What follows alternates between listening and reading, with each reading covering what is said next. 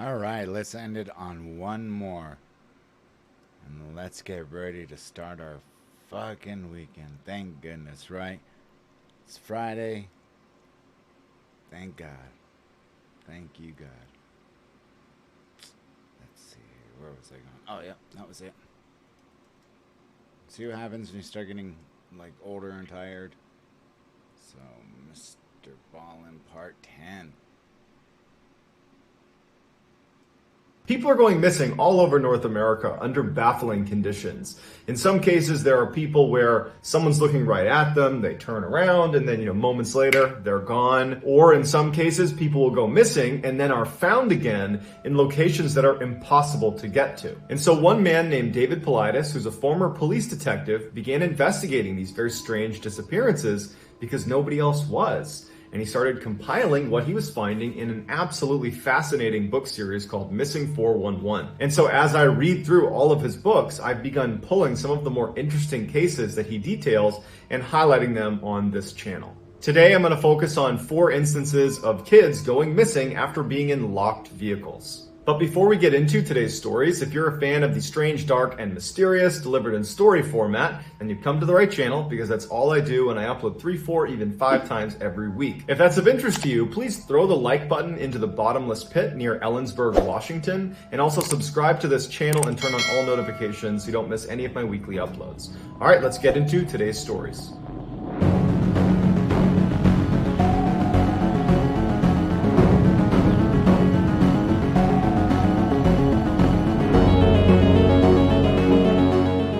On October 16th, 1930, John Sullivan, who was with his nephew, Lawrence Sullivan, who was only 3 years old, they were driving together in the middle of the Nevada desert. They were about 150 miles away from Reno in this very remote area. John was a gold prospector, and he was heading to an area that he wanted to scout out and see if it was a proper place to prospect for gold. This area, the roads didn't even go to it. You had to drive down this road where it just kind of dead ends in the middle of the desert, right near this huge steep mountain range, at which point you needed to park your car, get out, and then walk over this hill right in front of where the road ends. And it was going to be over that hill looking down into this valley where John wanted to prospect. So he drives down the road, he parks the car, and he turns to Lawrence and he says, "Hey, I'm going to go over this hill for a minute and check the area out. I'll be back in just a couple of minutes. Stay in here. Don't leave the car. I'll be right back." John gets out, he locks the car, he walks up to the top of the hill, and he turns around, looks at Lawrence, and waves at him. Lawrence looks up at his uncle and he waves back and he's smiling. So clear interaction. Lawrence knows where John is and where John's going. John can clearly see Lawrence. There's no one in the area too. I'm talking, this is remote as remote can be. You're just right up against this mountain. That's the only thing going on in this area. So John turns his back on Lawrence. He goes over the hill. He's now out of sight of the vehicle and he does a short inspection of this area that he wanted to prospect. He goes back up over the hill and he sees immediately that the door is now open and Lawrence is not in the vehicle anymore. John is not immediately concerned because it's only been a couple of minutes. He can't have gone very far and there's nowhere to even go. There's no trees. I mean, basically it's just this mountain right here. But beyond the mountain, there's really nowhere to go. So he goes down, he looks in the car, he looks under the car, he's yelling for Lawrence, no response. And sound carried really well in this area. After a little while and he can't hear anything, he hasn't seen Lawrence, he's starting to get very desperate because they are in the middle of nowhere and the temperatures are going to drop well below freezing at night. So John has to make this totally painful decision to get in his car and drive and get help. And so he leaves Lawrence because he can't find him. He gets help. The sheriff comes out there and they start this massive search for this child. This whole time, John is convinced someone had to abduct him because Lawrence knew where John was. If he was to get out of the vehicle, let's say, he would have walked over the hill to where John was. John was just on the other side of the hill.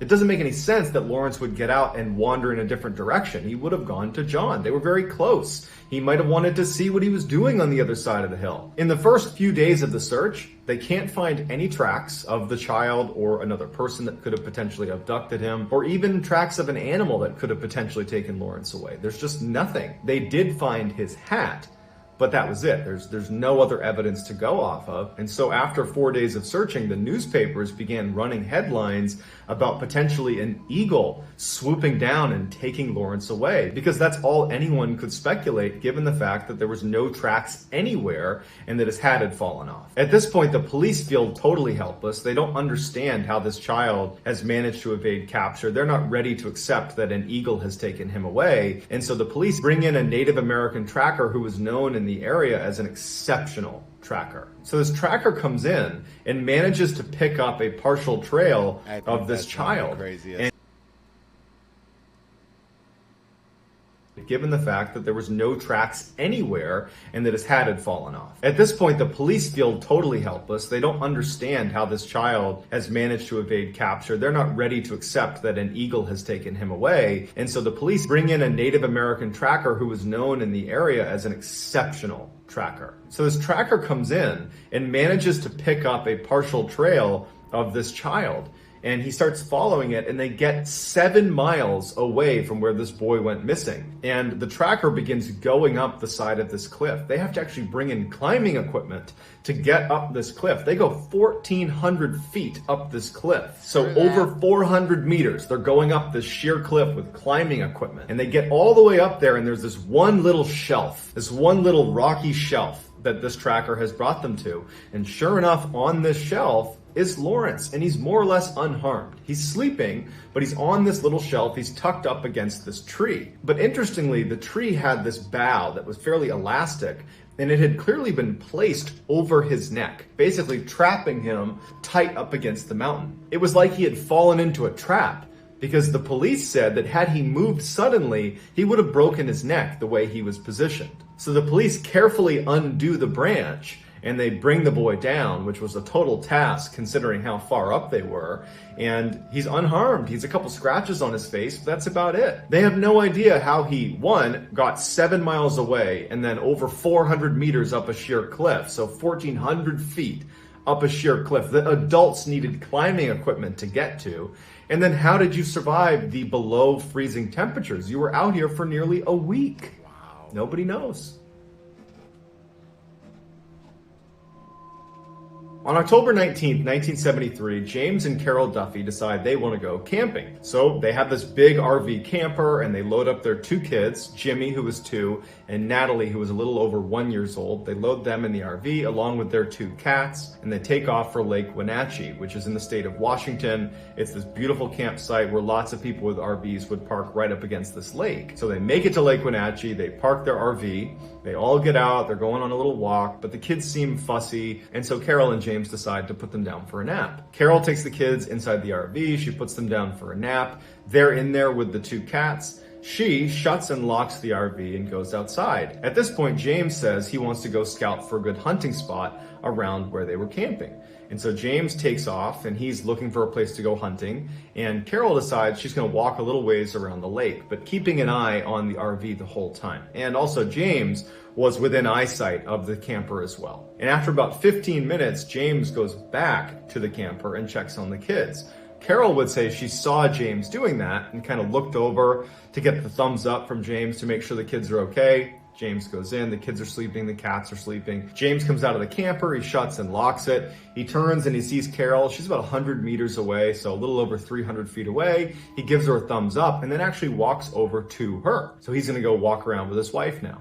So he makes it over to Carol, and they're walking a little bit farther away. So they're still only about 150 meters away from their camper when they hear a scream coming from their camper. When they both turned around, there was a big tree kind of obscuring their view to the camper. So they kind of ran back on the path to get a better look at their camper.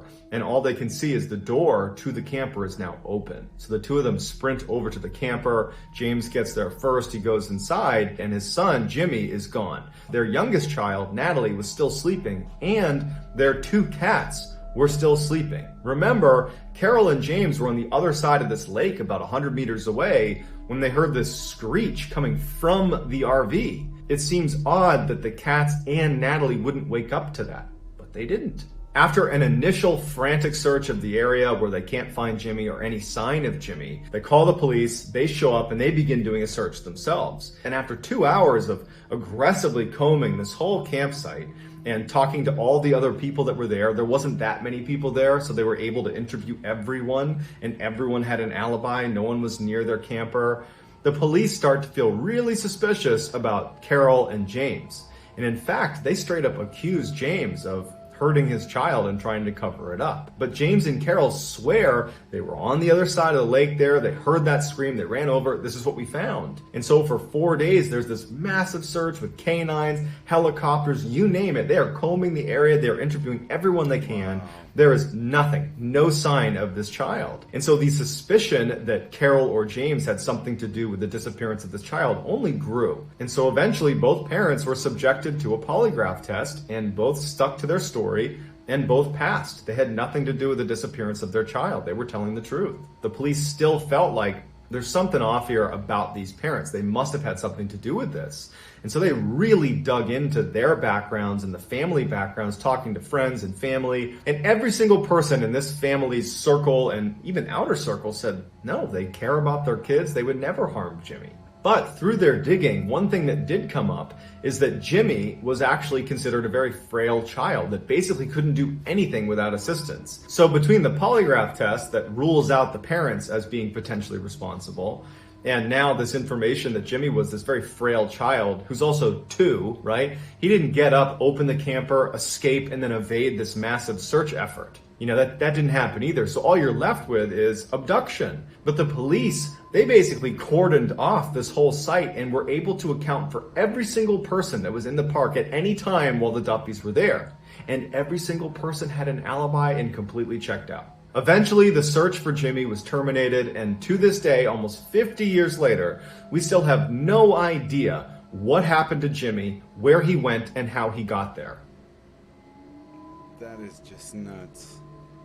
Late at night on March 26th, 1962, the Crawford family, who lived in Tennessee, noticed their 1-year-old was sick, so they wanted to take her to the doctor's office. Mr. and Mrs. Crawford hop in the car with their 1-year-old, and they bring along their 3-year-old named Faye.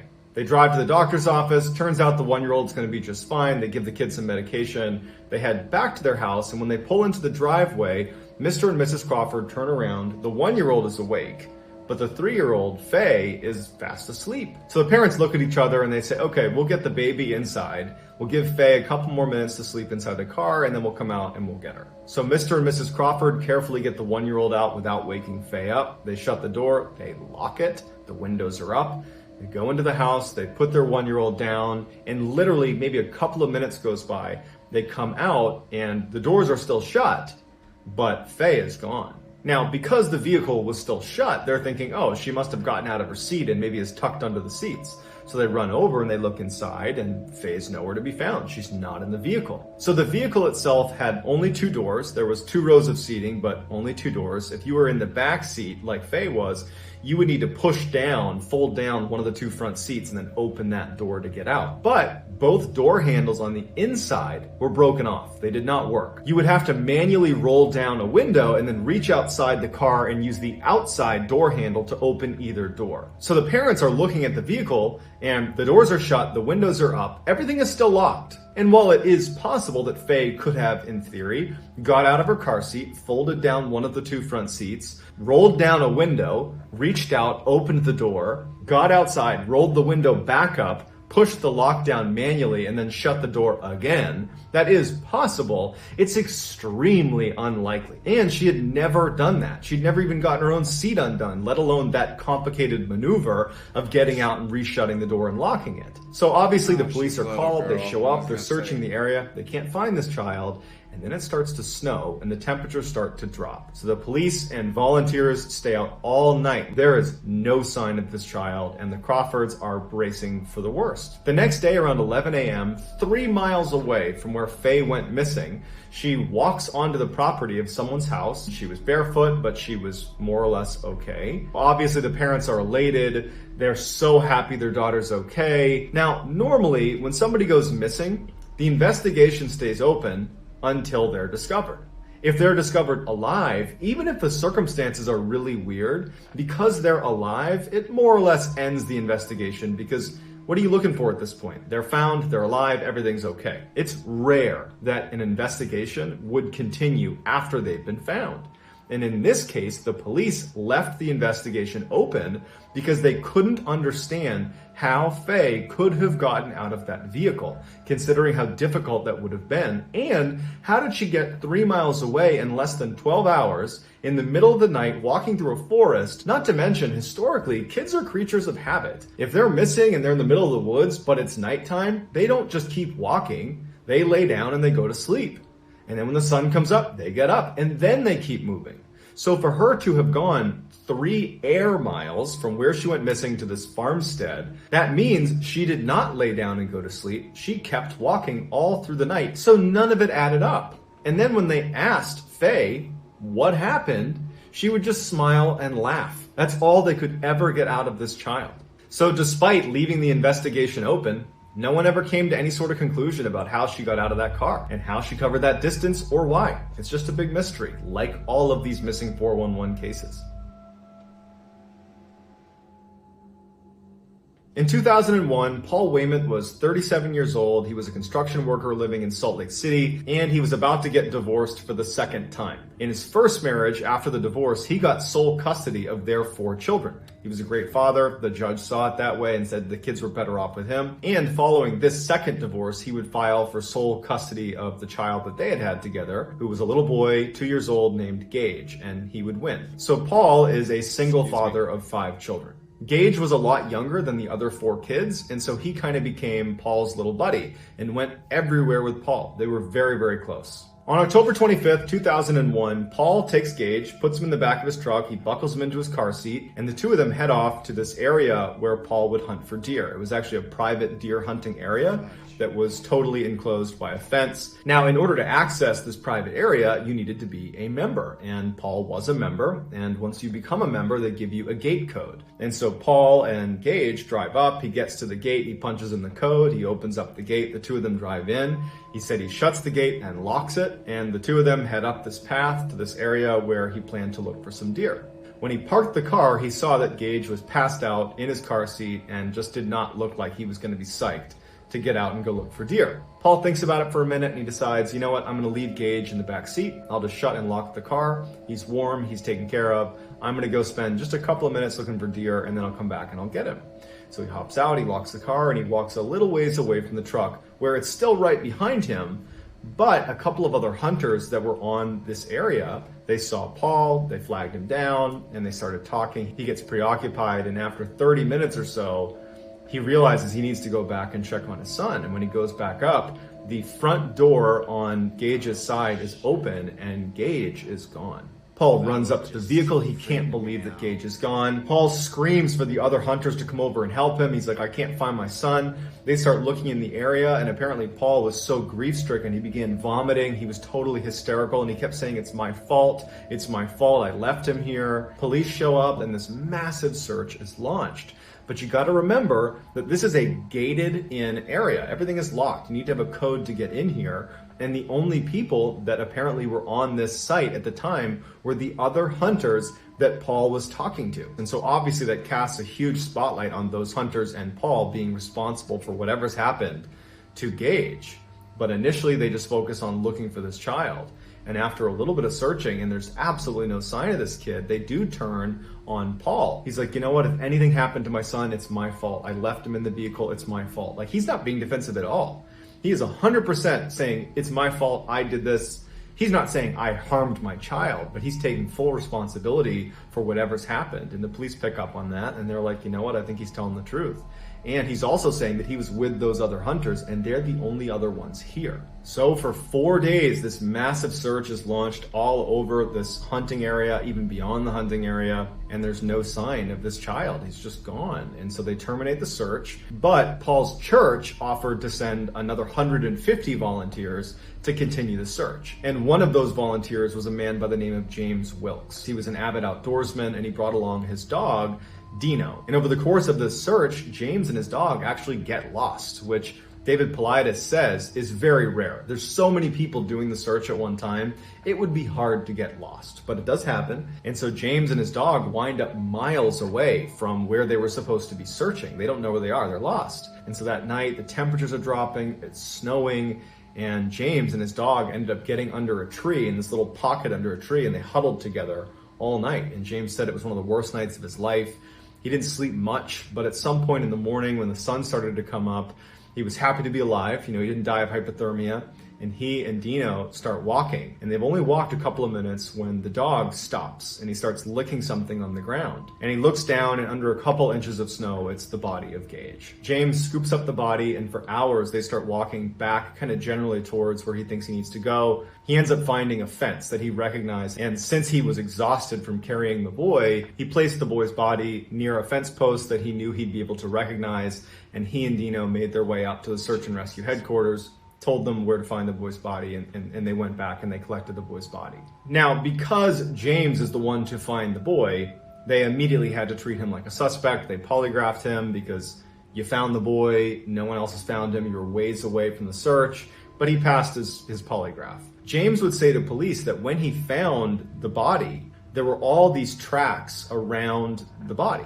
They looked like canine tracks, but they weren't Dino's, and he knows they weren't Dino's because he was holding onto Dino all night, and he hadn't been in this particular area the night before. So investigators are like, if there were other canine tracks all over that area, it means, one, we searched it, but if we searched it, why didn't they pick up on the boy, who they're trained to smell? Or what animal was this? Did it have anything to do with why Gage is here in the first place? After the autopsy, it was determined that Gage died from hypothermia. His father was absolutely devastated. You know, he spent all this time at the site where his body was found. He created a shrine for his son. He was known to spend hours in his vehicle trying to figure out how his son got out of his seat and then made his way out that front door, something he had never seen his son do. He was just totally devastated, and he was ultimately charged with negligent homicide. Oh my and God. He pled guilty to it and was given 30 days in jail, but before his sentence was carried out, he took his own life. So like all cases that David Pauliedus covers in the Missing 411 series, we're left with a lot of questions, and unfortunately they may never get answered. But that doesn't stop us from speculating, so please go in the comments and give me your best theory as to what's going on. How are these kids getting outside of these vehicles and winding up in places that seem impossible to get to? Not only will I respond to all the early commenters, the best theory will get pinned at the top of the comment section. If you enjoyed today's video and you want to see more like it, please throw... You know, you guys do the same. You tell me what you guys think about what might be going on. So this is going to be the last story of the night after I'm done uploading this one. And this one is extremely crazy. And it was one of the first ones that he told after he started... It's like I mentioned several times. He started by talking about... what the hell is it? The Navy. Navy, or not the Navy, excuse me. He was a Navy SEAL. That's it.